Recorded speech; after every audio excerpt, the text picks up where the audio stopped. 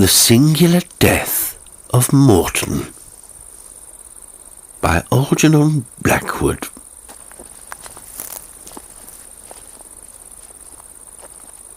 Dusk was melting into darkness as the two men slowly made their way through the dense forest of spruce and fir that clothed the flanks of the mountain. They were weary with the long climb, for neither was in his first youth, and the July day had been a hot one. Their little inn lay further in the valley among the orchards that separated the forest from the vineyards. Neither of them talked much.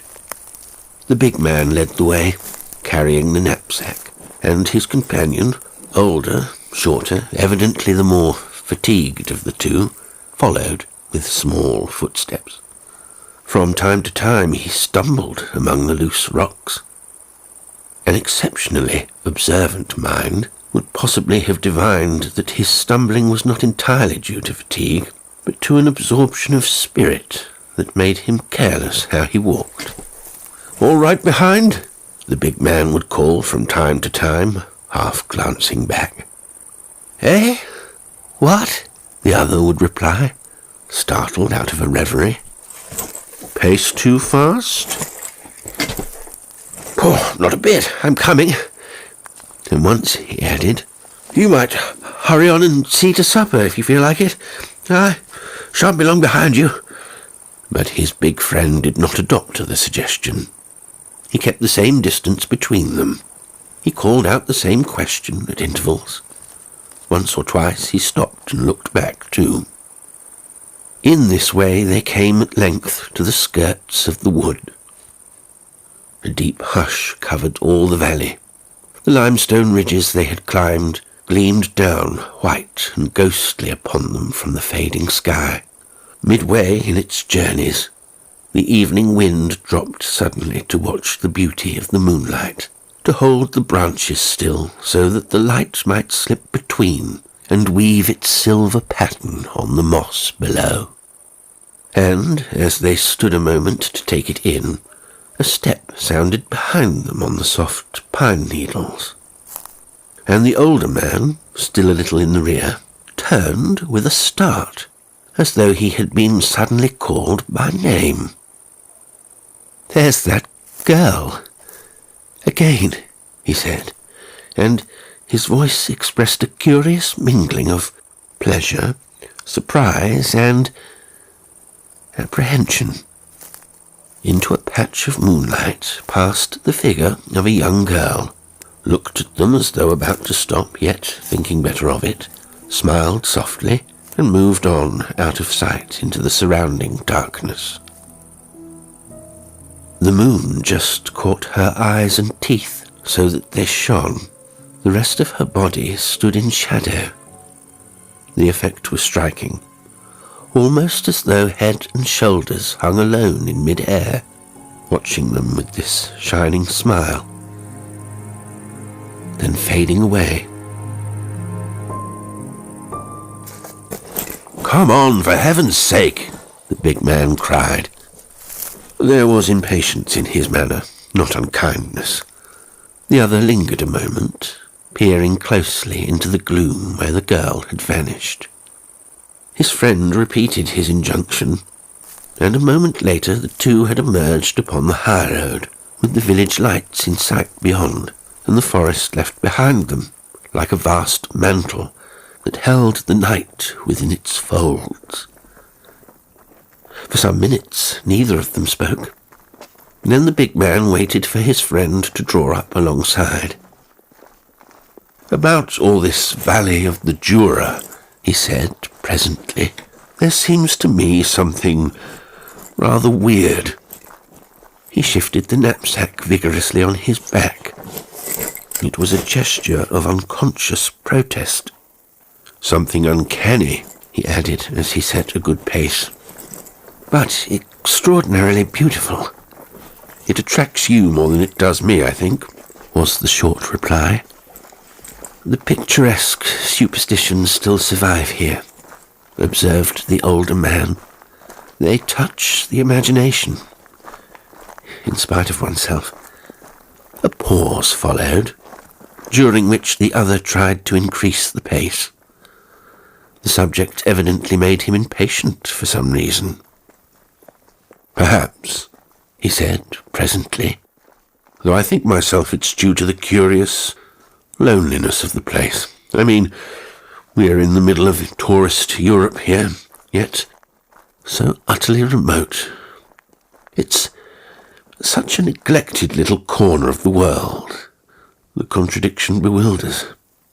Then, being so near the frontier too, with the clock changing an hour a mile from the village, makes one think of time as unreal and imaginary." He laughed. He produced several other reasons as well. His friend admitted their value, and agreed half-heartedly. He still turned occasionally to look back. The mountain ridge where they had climbed was clearly visible in the moonlight. "Odd," he said, "but I don't see that farmhouse where we got the milk anywhere. It ought to be easily visible from here." "Hardly in this light. It was a queer place, rather, I thought," he added. He did not deny the curiously suggestive atmosphere of the region. He merely wanted to find satisfactory explanations. "A case in point, I mean, I didn't like it quite, that farmhouse. Yet I'm hanged if I know why. It made me feel uncomfortable. That girl appeared so suddenly, although the place seemed deserted, and her silence was so odd. Why in the world couldn't she answer a single question? I'm glad I didn't take the milk. I spat it out. I'd like to know where she got it from. For there was no sign of a cow or a goat to be seen anywhere." "I swallowed mine, in spite of the taste," said the other, half smiling at his companion's sudden volubility. Very abruptly then, the big man turned and faced his friend. Was it merely an effect of the moonlight, or had his skin really turned pale beneath the sunburn? "I say, old man," he said, his face grave and serious, "what do you think she was? What made her seem like that? And why the devil do you think she followed us?" "I think," was the slow reply, "it was me she was following." The words, and particularly the tone of conviction in which they were spoken, clearly were displeasing to the big man, who already regretted having spoken so frankly what was in his mind. With a companion so imaginative, so impressionable, so nervous, it had been foolish and unwise.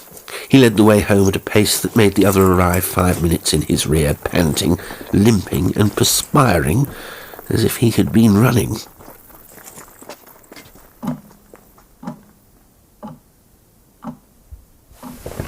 "I'm rather for going on into Switzerland tomorrow, or the next day," he ventured that night in the darkness of their 2-bedded room. "I think we've had enough of this place, eh? What do you think?"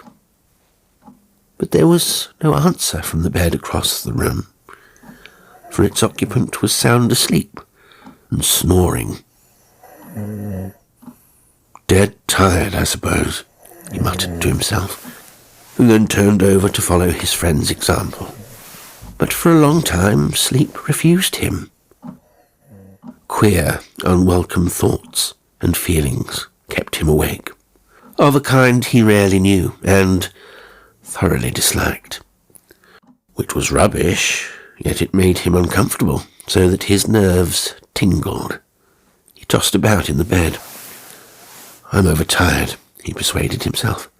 "That's all." The strange feelings that kept him thus awake were not easy to analyse, perhaps, but their origin was beyond all question. They grouped themselves about the picture of that deserted, tumble-down chalet on the mountain ridge where they had stopped for refreshment a few hours before. It was a farmhouse, dilapidated and dirty, and the name stood in big black letters against a blue background on the wall above the door. La Chenille. Yet not a living soul was to be seen anywhere about it. The doors were fastened, windows shuttered. chimneys smokeless. Dirt, neglect, and decay everywhere in evidence.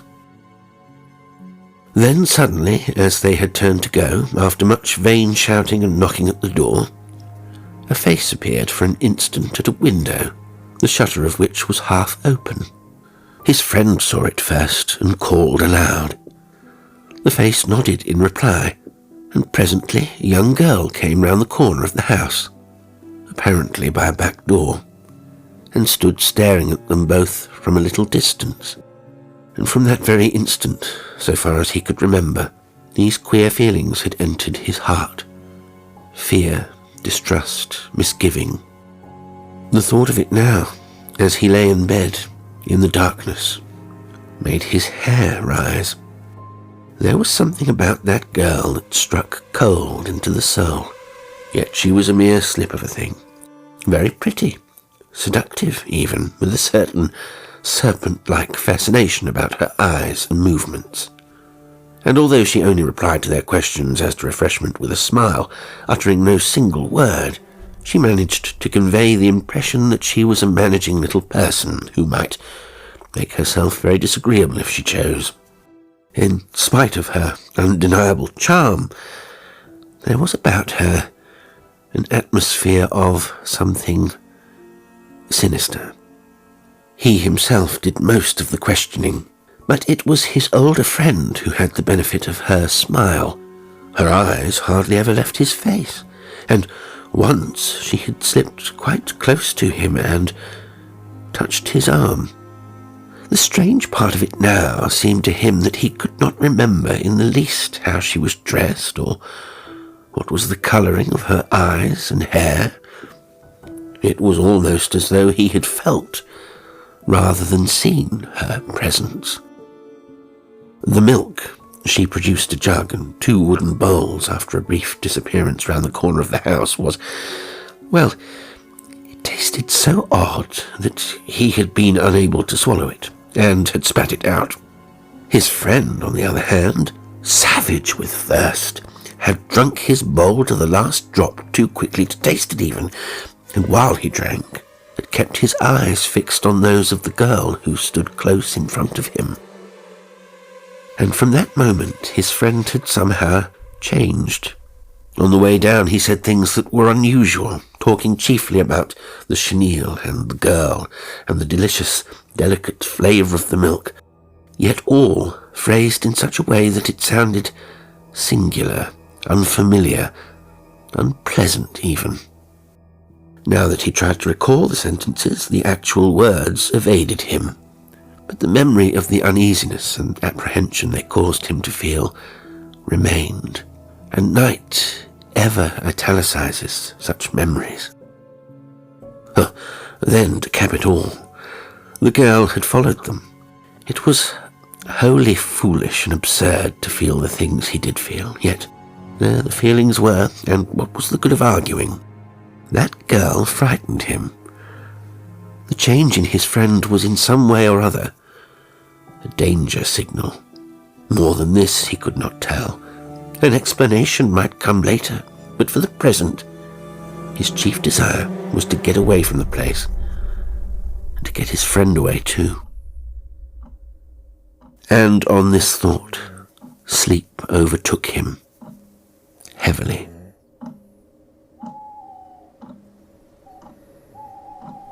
The windows were wide open.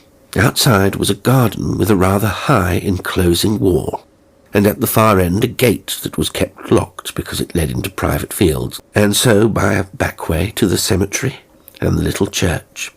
When it was open, the guests of the inn made use of it and got lost in the network of fields and vines, for there was no proper route that way to the road or the mountains.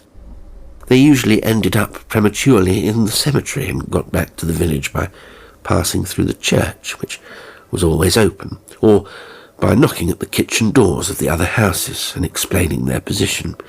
Hence, the gate was locked now to save trouble. After several hours of hot, unrefreshing sleep, the big man turned in his bed and woke. He tried to stretch, but couldn't. Then sat up, panting with a sense of suffocation, and by the faint starlight of the summer night he saw next that his friend was up and moving about the room. Remembering that sometimes he walked in his sleep, he called to him gently. "Morton, old chap," he said in a low voice, with a touch of authority in it, "go back to bed. You've walked enough for one day." And the figure, obeying as sleepwalkers often will, passed across the room and disappeared among the shadows over his bed. The other plunged and burrowed himself into a comfortable position again for sleep. But the heat of the room, the shortness of the bed, and this tiresome interruption of his slumbers made it difficult to lose consciousness.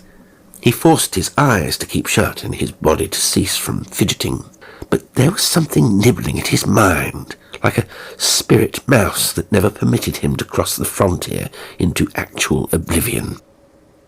He slept with one eye open, as the saying is.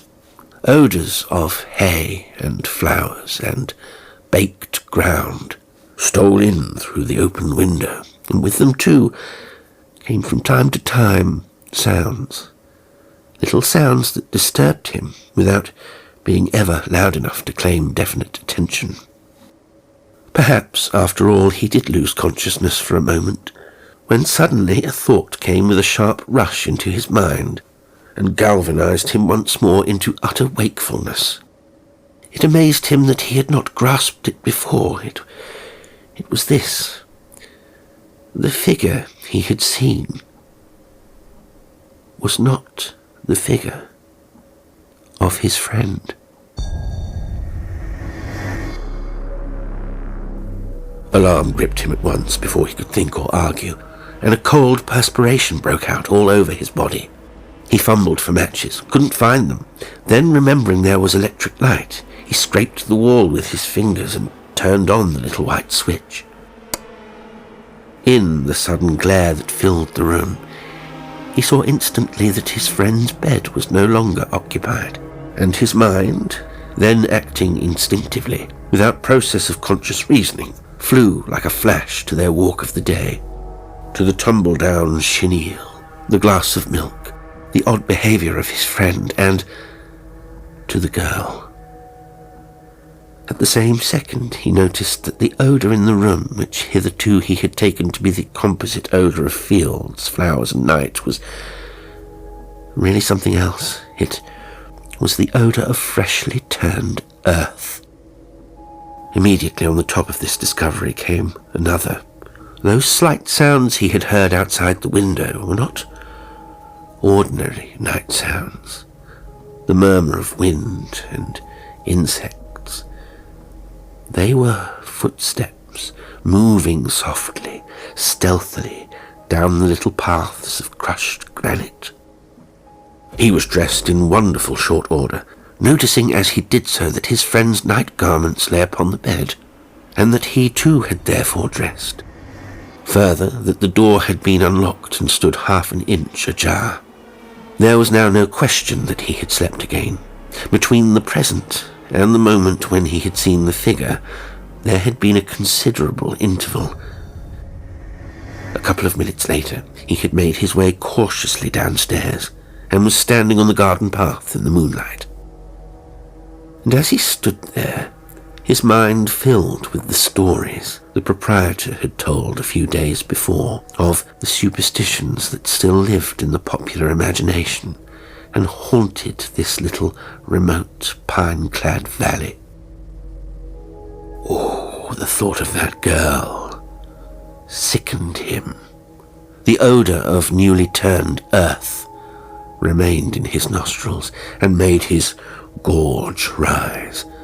Utterly and vigorously he rejected the monstrous fictions he had heard, yet, for all that, could not prevent their touching his imagination as he stood there in the early hours of the morning, alone with night and silence. The spell was undeniable. Only a mind without sensibility could have ignored it. He searched the little garden from end to end, empty. Opposite the high gate he stopped, peering through the iron bars, wet with dew to his hands. Far across the intervening fields he fancied something moved. A second later he was sure of it. Something down there to the right, beyond the trees, was astir. It was in the cemetery. And this definite discovery sent a shudder of terror and disgust through him, from head to foot. He framed the name of his friend with his lips, yet the sound did not come forth. Some deeper instinct warned him to hold it back. Instead, after incredible efforts, he climbed that iron gate and dropped down into the soaking grass upon the other side. Then, taking advantage of all the cover he could find, he ran, swiftly and stealthily, towards the cemetery. On the way, without quite knowing why he did so, he picked up a heavy stick, and a moment later he stood beside the low wall that separated the fields from the churchyard. Stood and stared. There, beside the tombstones, with their hideous metal wreaths and crowns of faded flowers, he made out the figure of his friend. He was stooping, crouched down upon the ground. Behind him rose a couple of bushy yew trees, against the dark of which his form was easily visible. He was not alone. In front of him, bending close over him, it seemed, was another figure. A slight, shadowy, slim figure. Well, this time the big man found his voice and called aloud. "Morton!" he cried. "What in the name of heaven are you doing? What's the matter?" And the instant his deep voice broke the stillness of the night with its clamour, the little figure, half hiding his friend, turned about and faced him. He saw a white face with shining eyes and teeth as the form rose. The moonlight painted it with its own strange pallor. It was weird, unreal, horrible, and across the mouth, downwards from the lips to the chin, ran a deep stain of crimson.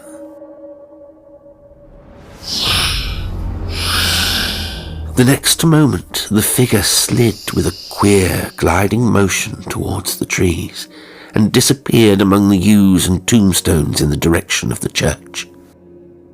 The heavy stick, hurled whirling after it, fell harmlessly halfway, knocking a metal cross from its perch upon an upright grave, and the man who had thrown it raced full speed towards the huddled-up figure of his friend, hardly noticing the thin, wailing cry that rose trembling through the night air from the vanished form.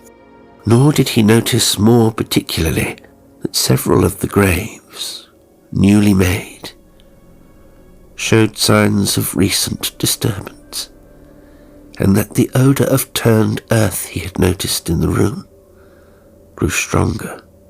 All his attention was concentrated upon the figure at his feet. "Morton, man, get up! Wake, for God's sake! You've been walking in—" Then the words died upon his lips. The unnatural attitude of his friend's shoulders and the way the head dropped back to show the neck struck him like a blow in the face. There was no sign of movement. He lifted the body up and carried it, all limp and unresisting, by ways he never remembered afterwards, back to the inn. It was all a dreadful nightmare, a nightmare that carried over its ghastly horror into waking life. He knew that the proprietor and his wife moved busily to and fro about the bed, and that in due course the village doctor was upon the scene, and that he was giving a muddled and feverish description of all he knew, telling how his friend was a confirmed sleepwalker and all the rest. But he did not realize the truth until he saw the face of the doctor as he straightened up from the long examination. "Will you wake him?" he heard himself asking, "or let him sleep it out till morning?" And the doctor's expression, even before the reply came to confirm it, told him the truth. "Monsieur, your friend will not ever wake again, I fear. It is the heart, you see. Alas, it is sudden failure of the heart." The final scenes in the little tragedy, which thus brought his holiday to so abrupt and terrible a close, need no description, being in no way essential to this strange story. There were one or two curious details, however, that came to light afterwards. One was that for some weeks before there had been signs of disturbance among newly made graves in the cemetery, which the authorities had been trying to trace to the nightly wanderings of the village madman. In vain. And another, that the morning after the death, a trail of blood had been found across the church floor, as though someone had passed through from the back entrance to the front. A special service was held that very week to cleanse the holy building from the evil of that stain. For the villagers, deep in their superstitions, declared that nothing human had left that trail. Nothing could have made those marks but a vampire, disturbed at midnight in its awful occupation among the dead.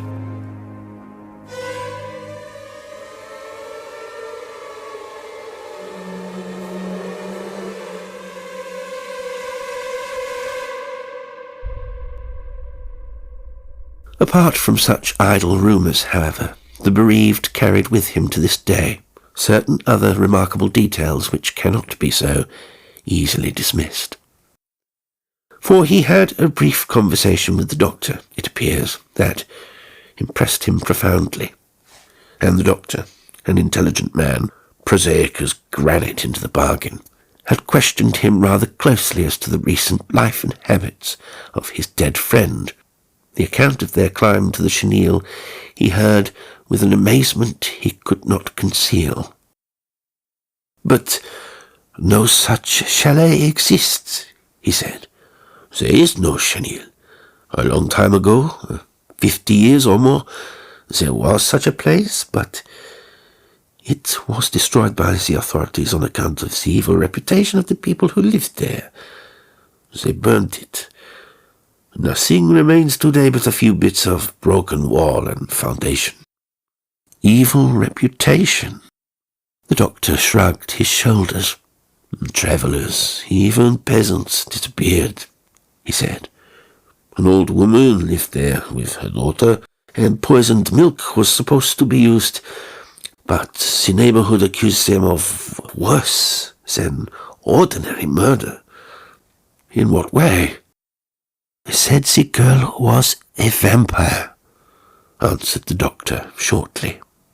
And after a moment's hesitation, he added, turning his face away as he spoke, "'Twas a curious thing, though, that tiny hole in your friend's throat, small as a pinprick, yet so deep, and the heart, did I tell you, was almost completely drained of blood."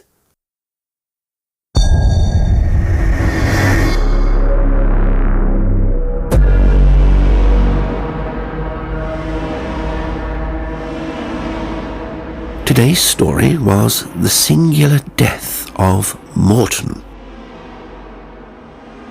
by Algernon Blackwood. It was read by Jasper L'Estrange. As ever, I do hope you enjoyed it, and until next time, sweet dreams.